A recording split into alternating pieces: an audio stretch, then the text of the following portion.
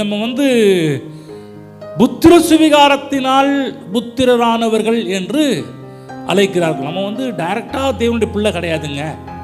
இந்த இடத்துல போடப்பட்டிருக்குது புத்திர சுவிகாரம் என்ற ஒரு வார்த்தை பயன்படுத்தப்பட்டிருக்கு. சொல்லுங்க, சுவிகாரம்.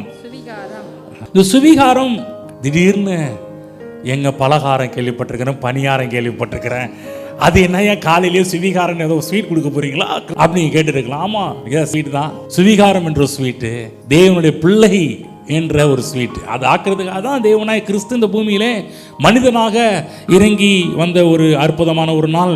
இந்த இடத்துல போடப்பட்டிருக்கு புத்திர சுவிகாரம் என்று சொல்றதுனால அநேக மக்கள் என்ன பண்றாங்கன்னா, நம்ம அவருடைய பிள்ளைகள் தான்.